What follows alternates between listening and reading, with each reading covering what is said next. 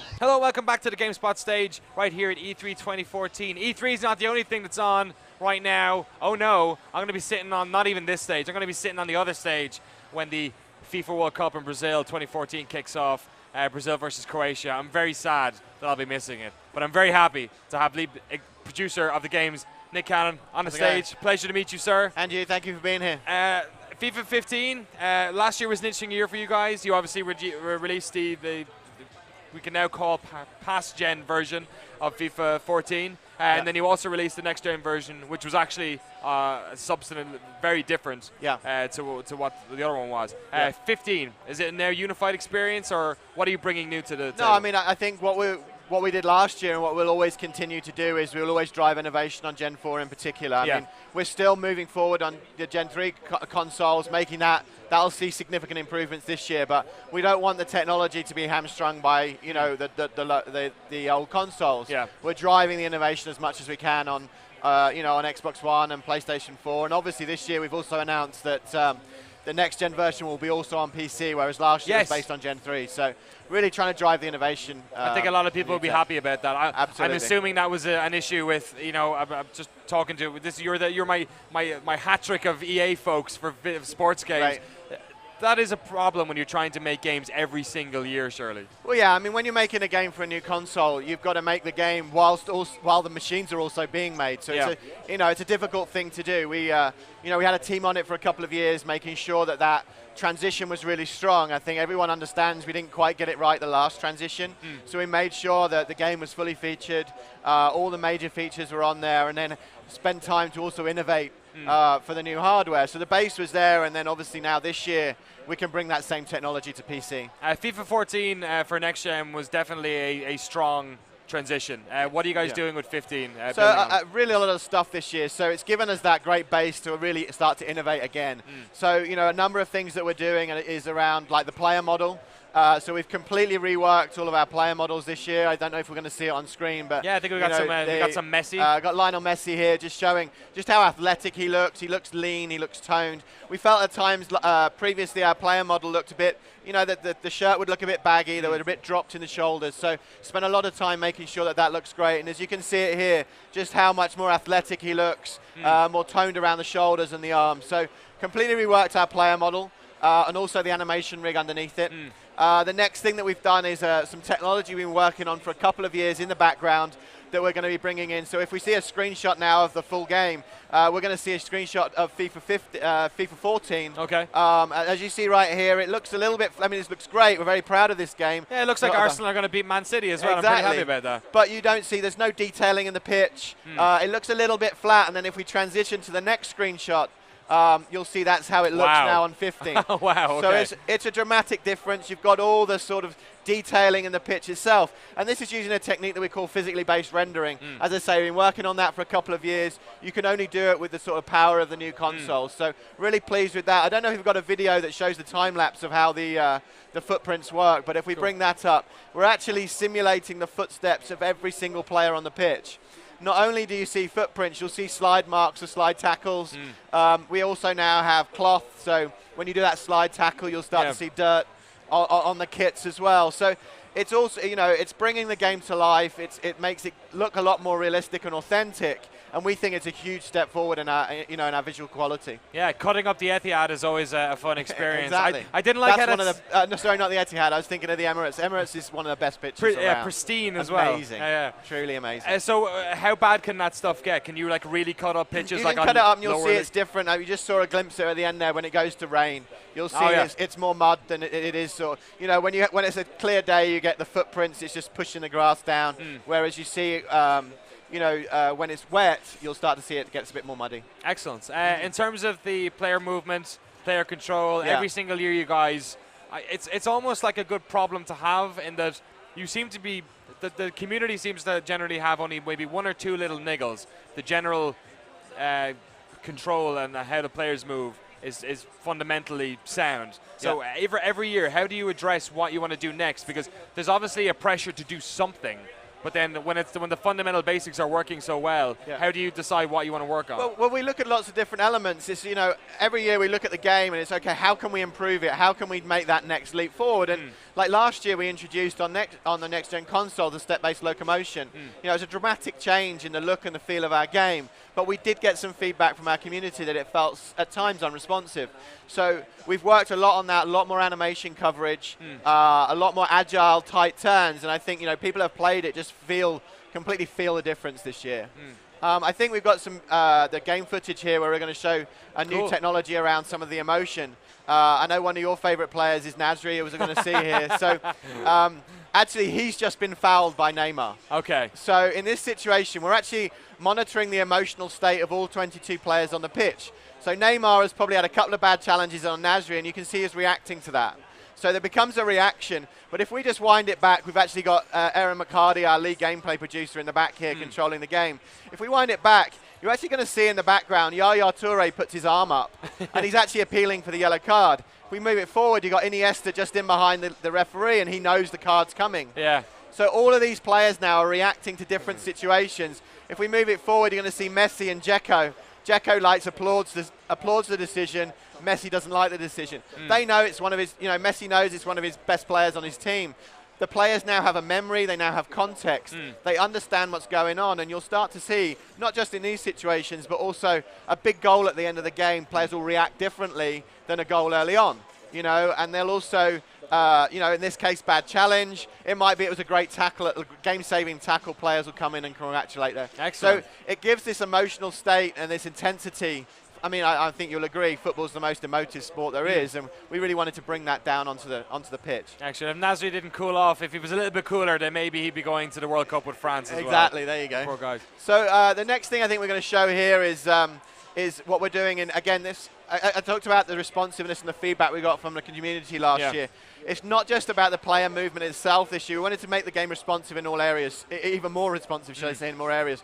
So what you're seeing here is new ball physics and what we call correct contacts, but also run touch dribbling, where there we can now look at the predominant foot of the player. So we all know Messi's predominantly left-footed. You saw every touch there was inside and the outside of his left foot. Yeah. But what we're also doing here is with the ball physics is the ball physics now are true to exactly where the ball touches. And you'll see now if you just move it forward, the ball touch is perfect and the spin of the ball is too. And what this means is previously we were zeroing the spin on every touch and then re-imparting spin.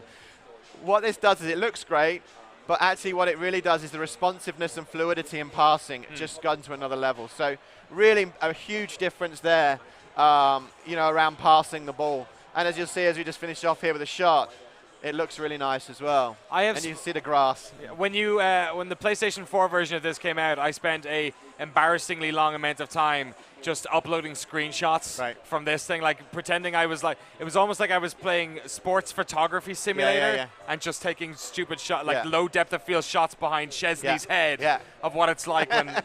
Well, this is what you see. I mean, look at the visuals now. You see the detailing in the grass. You see the new lighting, which makes a dramatic effect on also how good the players look as well. Excellent. So I think if we move on to the next sequence, we're now going to talk about how we're getting that fluidity and control and also responsiveness now in tackling. So you're going to see Demichelis come in, do a slide tackle.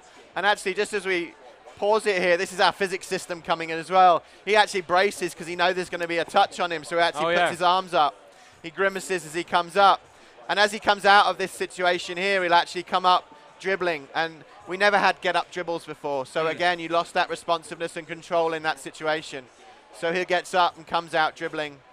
I think if we go to the next situation, this is obviously more common as stand tackle. Before we see that, here is just a volley touch, which is brand new.